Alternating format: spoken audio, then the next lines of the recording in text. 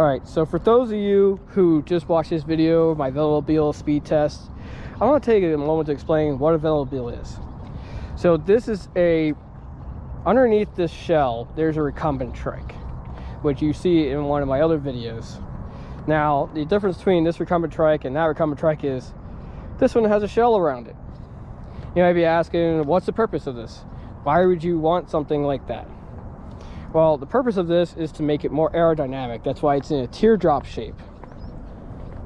It makes it more aerodynamic. This shell also keeps the rain and snow off of you. It actually has a rain cover that goes over here. It also has tons of storage inside for going to the store and stuff, behind the seat, along the sides. So if you go to the store or something, you got places to store your groceries or whatever you picked up at the store. Another thing I like about this thing, it has tons of reflectors on it, back, the sides, even the name's reflective. This is reflective. These big stripes up here are reflective, along with lights. This thing is also great for commuting to and from work, as long as you got a safe place to lock it up at. These things are very expensive, at least in the United States they are. In Europe, you can go pick one up for about $7,000 brand new, roughly. Here in the US, brand new, they cost about $17,000 to $20,000. That seems like a lot. They do have used ones in the US for about $7,000. However, you don't know what they've been through. Usually they're scratched up, dinged up, whatever. I got this one new, and it was new-ish. It was as new, like new, for around $11,000. Now, if you're wondering why someone would want to spend that kind of money on a bike, well, me personally, I've spent about $9,000 on a mountain bike before, and I have a $6,000 road bike at home. I have almost a $5,000 recumbent trike at home.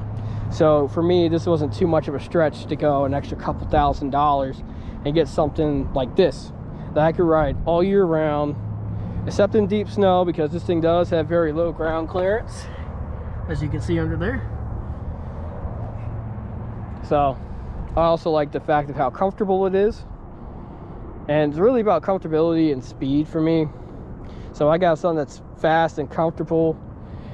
Most people think this is a motorcycle. This is not. This is not even assisted. These things assisted would be insane.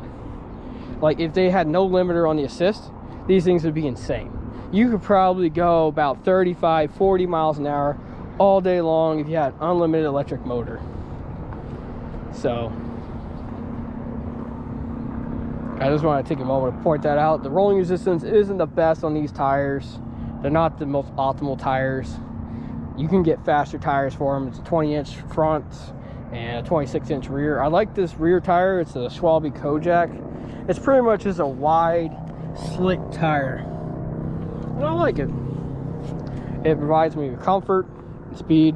I like the fact that it has suspension all around, and that's kind of another reason why I opted for this, is because of suspension. So for my $5,000 trike at home, I don't even get suspension for that. To get suspension, you have to spend about $6,000 to $7,000 starting out on a recumbent trike. That's not even counting whatever accessories they have on it at the recumbent shop. Usually they put on neck rests and some sort of padding on there. They put bottle cages on there. It may not sound like a lot, but each one of those items is about another $100 to $200. Fairings run you about $168 for just splash guards for a recumbent trike. So that's another reason why I chose to go with this. This has a 3x11 SRAM speed system, SRAM drivetrain, and I like that.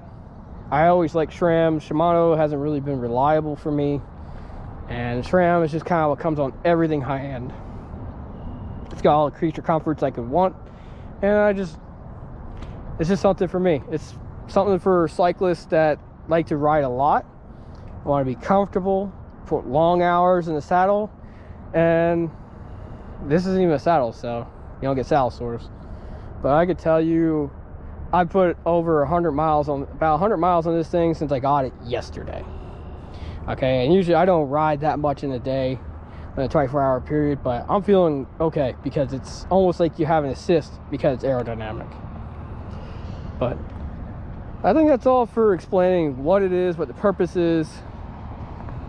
If you want one, you pick one up at Bicycle Evolution in Plano, Texas. This is pretty much the only importer in the entire US. Thanks for watching.